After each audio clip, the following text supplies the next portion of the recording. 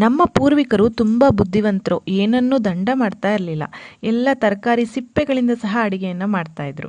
ಇವತ್ತು ನಾನು ಅದೇ ರೀತಿಯ ಹಣ್ಣಿನ ಸಿಪ್ಪೆಯನ್ನು ಉಪಯೋಗಿಸಿ ಒಂದು ರೊಟ್ಟಿಯನ್ನು ಮಾಡ್ತಾ ಇದ್ದೇನೆ, ಅಥವಾ ತಾಳಿಪಿಟ್ಟು ಅಂತಲೂ ಹೇಳ್ಬೋದು. ಹಾಯ್ ಫ್ರೆಂಡ್ಸ್, ಎಲ್ಲರಿಗೂ ನಮಸ್ಕಾರ. ವೆಲ್ಕಮ್ ಟು ಸಂತೃಪ್ತಿ ಕಿಚನ್. ನಮ್ಮನೆ ತಿಂಡಿ ತಟ್ಟೆ ನೋಡಿ ಇವತ್ತು ಎಷ್ಟು ಚೆನ್ನಾಗಿದೆ ಅಲ್ಲ, ಅಷ್ಟೇ ಹೆಲ್ದಿಯಾಗಿ ಇದೆ. ಬನ್ನಿ ನಾನು ಏನು ಮಾಡಿದ್ದೀನಿ ಅಂತ ನೋಡೋಣ. ನಾನು ಕಲ್ಲಂಗಡಿ ಹಣ್ಣನ್ನು ತೊಗೊಂಡಿದ್ದೀನಿ. ಕಲ್ಲಂಗಡಿ ಹಣ್ಣು ಯಾರಿಗೆಲ್ಲ ಇಷ್ಟ? ನನಗಂತೂ ತುಂಬ ಇಷ್ಟ. ನಿಮಗೂ ಹಾಗೇನಾ? ಹಾಗೆ ನಂಗೆ ಕಮೆಂಟ್ ಮಾಡಿ ತಿಳಿಸೋದನ್ನು ಮರಿಬೇಡಿ. ಬೇಸಿಗೆಯಲ್ಲಿ ಒಳ್ಳೆ ಕಲ್ಲಂಗಡಿ ಹಣ್ಣು ಸಿಗುತ್ತೆ. ಕಲ್ಲಂಗಡಿ ಹಣ್ಣನ್ನು ಸಾಮಾನ್ಯವಾಗಿ ನಾವು ಮನೆಗೆ ತಂದೇ ತರ್ತೀವಿ. ತಂದಾಗ ಹಣ್ಣನ್ನು ತಿಂತೀವಿ, ಸಿಪ್ಪೆಯನ್ನು ಬಿಸಾಕ್ತೀವಿ. ಇನ್ಮೇಲಿಂದ ಸಿಪ್ಪೆಯನ್ನು ಬಿಸಾಕಬೇಡಿ. ಸಿಪ್ಪೆಯಿಂದ ನಾವು ಇಡ್ಲಿ ಮಾಡ್ಬೋದು, ದೋಸೆ ಮಾಡ್ಬೋದು, ಗೊಜ್ಜು ಮಾಡ್ಬೋದು, ಪಲ್ಯ ಮಾಡ್ಬೋದು, ರೊಟ್ಟಿನೂ ಮಾಡ್ಬೋದು. ತುಂಬಾ ರುಚಿಯಾಗಿರುತ್ತೆ. ಮೊದಲಿಗೆ ಹಣ್ಣನ್ನು ತೆಗೆದು ಕೆಂಪು ಭಾಗವನ್ನು ತೆಗೆದು ಆ ಬಿಳಿ ಭಾಗವನ್ನು ಮಾತ್ರ ಯೂಸ್ ಮಾಡೋಣ. ಈ ಹಸಿರು ಭಾಗ ನಮಗೆ ಬೇಡ. ತೆಳುವಾಗಿ ಈ ಮೇಲಿನ ಹಸಿರು ಭಾಗವನ್ನು ಈ ರೀತಿ ನಾನು ಕಟ್ ಮಾಡಿ ಇಟ್ಕೋತಾ ಇದ್ದೀನಿ. ಅರ್ಧ ಕಲ್ಲಂಗಡಿ ಹಣ್ಣಿನ ಸಿಪ್ಪೆಯನ್ನು ನಾನಿಲ್ಲಿ ಯೂಸ್ ಮಾಡಿದ್ದೇನೆ.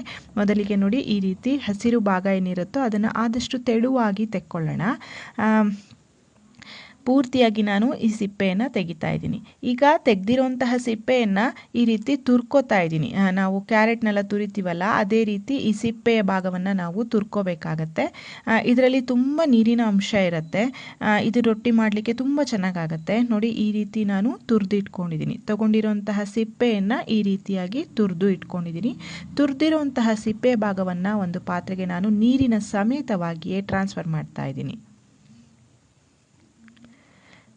ಈಗ ಇದಕ್ಕೆ ನಾನು ಸಣ್ಣದಾಗಿ ಹೆಚ್ಚಿರುವಂತಹ ಈರುಳ್ಳಿ ಮತ್ತು ಸಣ್ಣದಾಗಿ ಹೆಚ್ಚಿರುವಂತಹ ಹಸಿಮೆಣಸು ಮತ್ತು ಕರಿಬೇವಿನ ಸೊಪ್ಪನ್ನು ಹಾಕ್ತಾ ಇದ್ದೀನಿ.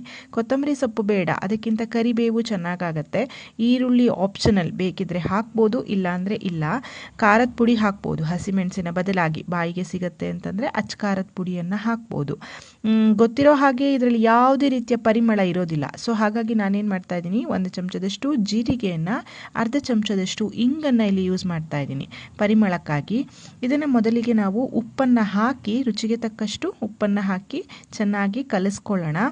ಇದು ತುಂಬ ಸಾಫ್ಟಾಗಿ ಬರುತ್ತೆ ಈ ರೊಟ್ಟಿ, ಯಾಕೆಂದರೆ ಅದರಲ್ಲೇ ನೀರಿನಂಶ ಇರೋದ್ರಿಂದ ಸಿಪ್ಪೆಯಲ್ಲಿ ತುಂಬ ಮೃದುವಾಗಿ ಬರುತ್ತೆ. ತಣ್ಣಗಾದ ಮೇಲೂ ಸಾಫ್ಟಾಗೇ ಇರುತ್ತೆ. ಇದನ್ನು ಉಪ್ಪು ಹಾಕಿ ಚೆನ್ನಾಗಿ ತಿಕ್ಕಿ ಕಲಸಿ 2 ಕಪ್ಪಿನಷ್ಟು ಅಕ್ಕಿ ಹಿಟ್ಟನ್ನು ಹಾಕ್ತಾ ಇದ್ದೇನೆ. ನೀವು ಹಿಟ್ಟನ್ನು ನೋಡಿಕೊಂಡು ಹಾಕಿ. ನಾನು ಮಾಡಿರೋ ಅಳತೆಯಲ್ಲಿ 14 ರೊಟ್ಟಿಗಳು ಆಗಿದೆ. ನಾನು 2 ಕಪ್ಪಿನಷ್ಟು ಅಕ್ಕಿ ಹಿಟ್ಟನ್ನು ಹಾಕಿ ಮೊದಲಿಗೆ ನೀರನ್ನು ಹಾಕದೆ ಹಾಗೆ ಕಲಿಸ್ಕೊತಾ ಇದ್ದೀನಿ. ನೋಡ್ಕೊಳ್ಳಿ, ನೀವು ಬೇಕಿದ್ರೆ ಆಮೇಲೆ ಸ್ವಲ್ಪ ನೀರನ್ನು ಹಾಕಿ ಕಲಿಸ್ಕೊಳ್ಬೋದು. ಮಾಮೂಲಿ ನಾವು ತಾಳಿಪಿಟ್ಟು ಅಥವಾ ಒಡಪೆ ಮಾಡ್ತೀವಲ್ಲ, ನಾವಿದಕ್ಕೆ ಒಡಪೆ ಅಂತಲೇ ಹೇಳೋದು, ಅದೇ ಹದದಲ್ಲಿ ಕಲಿಸ್ಕೊಳ್ಳಿ. ತುಂಬ ಗಟ್ಟಿ ಬೇಡ, ಸ್ವಲ್ಪ ತೆಳುವಾಗಿದ್ದರೆ ನಮಗೆ ತಟ್ಟಿ ಹಚ್ಚಲಿಕ್ಕೆ ಈಸಿ ಆಗುತ್ತೆ. ಹಾಗಾಗಿ ನಾನು ಸ್ವಲ್ಪ ನೀರನ್ನು ಸೇರಿಸ್ಕೊಂಡಿದ್ದೀನಿ. ನೀರನ್ನು ಸೇರಿಸ್ಕೊಂಡು ಮೃದುವಾದ ಹಿಟ್ಟನ್ನು ತಯಾರು ಮಾಡ್ಕೋತಾ ಇದ್ದೀನಿ. ಬೆಳಗಿನ ಗಡಿಬಿಡಿಗೆ ಬೇಗನೆ ಆಗುತ್ತೆ. ಇದನ್ನು ಮಾಡಿ ನೀವು ಕೊಟ್ಟು ಕೇಳಬೇಕು, ಇದನ್ನು ಯಾವುದರಿಂದ ಮಾಡಿದ್ದೀನಿ ಹೇಳಿ ನೋಡೋಣ ಅಂತ. ಯಾಕೆಂದರೆ ಇದು ಗೊತ್ತೇ ಆಗೋದಿಲ್ಲ ನಾವು ಕಲ್ಲಂಗಡಿ ಹಣ್ಣಿನ ಸಿಪ್ಪೆ ಯೂಸ್ ಮಾಡಿದ್ದೀವಿ ಅಂತ. ಹಿಟ್ಟು ತಯಾರಾಗಿದೆ, ನೆನೆಯುವಂಥ ಅಗತ್ಯ ಏನಿಲ್ಲ. ಈಗ ನಾವು ಬಟರ್ ಪೇಪರ್ಗೆ ಎಣ್ಣೆನ ಹಚ್ಕೋತಾ ಇದ್ದೀನಿ. ಬಾಳೆ ಎಲೆ ಇದ್ದರೆ ಬಾಳೆ ಎಲೆಯಲ್ಲಿ ಮಾಡ್ಕೊಳ್ಳಿ. ನನ್ನ ಹತ್ರ ಇರಲಿಲ್ಲ, ಸೊ ನಾನು ರೊಟ್ಟಿ ಶೀಟಲ್ಲಿ ಮಾಡ್ತಾ ಇದ್ದೀನಿ. ಮಧ್ಯಮ ಗಾತ್ರದ ಉಂಡೆಗಳನ್ನು ಮಾಡಿಕೊಂಡು ಇದನ್ನು ಕೈನಲ್ಲೇ ತಟ್ಕೋಬೇಕಾಗತ್ತೆ. ರೊಟ್ಟಿ ನಿಮಗೆಲ್ಲ ಹೇಗಿದ್ರೆ ಇಷ್ಟ? ಕೆಲವರಿಗೆ ದಪ್ಪವಾಗಿದ್ದರೆ ಇಷ್ಟ, ಕೆಲವರಿಗೆ ತೆಳುವಾಗಿ ಇದ್ದರೆ ಇಷ್ಟ. ಹಾಗಾಗಿ ನನಗೆ ದಪ್ಪನೂ ಇರಬಾರ್ದು. ತುಂಬ ದಪ್ಪ ಇದ್ದರೆ, ಬದಿಯೆಲ್ಲ ದಪ್ಪ ಇದ್ದರೆ ಅದಿಷ್ಟ ಆಗೋದಿಲ್ಲ.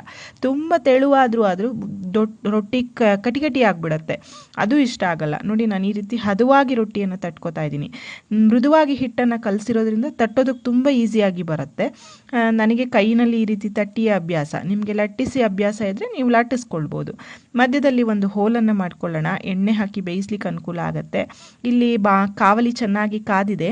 ಎಣ್ಣೆಯನ್ನು ಸವರ್ಕೊಂಡು ಕಾದಿರುವಂತಹ ಕಾವಲಿ ಮೇಲೆ ತಟ್ಟಿರುವಂತಹ ರೊಟ್ಟಿಯನ್ನು ಹಾಕುವ. ಬಾಳೆ ಎಲೆ ಮೇಲೆ ಮಾಡಿದ್ರು ನೀವು ಇದೇ ಪ್ರೊಸೆಸ್ನ ಮಾಡ್ಬೋದು. ಇಲ್ಲ ಕಾವಲಿ ಮೇಲೆ ತಟ್ಟೋಂಥ ರೂಢಿ ಇದ್ದರೆ ಅದು ಚೆನ್ನಾಗಾಗತ್ತೆ. ಆ ರೀತಿ ಸಹ ನೀವು ಮಾಡ್ಕೊಳ್ಬೋದು.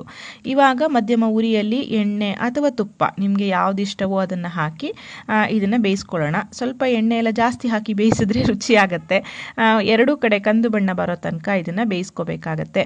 ಬಿಸಿ ರೊಟ್ಟಿಗೆ ಬೆಣ್ಣೆ ಹಾಕೊಂಡು ತಿನ್ನೋಕ್ಕಂತೂ ತುಂಬಾ ರುಚಿಯಾಗಿರುತ್ತೆ. ಆ ಕಾಂಬಿನೇಷನ್ ಯಾರಿಗೆಲ್ಲ ಇಷ್ಟ? ನನಗಂತೂ ಇಷ್ಟ. ಕಮೆಂಟ್ ಮಾಡಿ ತಿಳಿಸೋದನ್ನು ಮರಿಬೇಡಿ.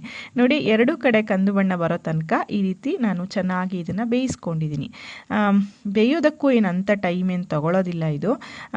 ರುಚಿಯಾಗಿರುವಂತಹ ಬಿಸಿಯಾಗಿರುವಂತಹ ಕಲ್ಲಂಗಡಿ ಹಣ್ಣಿನ ಸಿಪ್ಪೆಯ ರೊಟ್ಟಿ ತಯಾರಾಯಿತು. ನಾನು ಇದನ್ನು ಸುಟ್ಟು ಬದನೆಕಾಯಿಯ ಗೊಜ್ಜನ್ನು ಮಾಡಿದ್ದೆ, ಅದ್ರ ಜೊತೆ ಸರ್ವ್ ಮಾಡ್ತಾ ಇದ್ದೀನಿ. ನಿಮ್ಮ ಇಷ್ಟದ ಬಾಜಿ ಅಥವಾ ಚಟ್ನಿ ಜೊತೆ ನೀವು ಸರ್ವ್ ಮಾಡ್ಬೋದು. ಹಣ್ಣನ್ನು ಬಿಸಾಕೋಕ್ಕಾಗತ್ತಾ?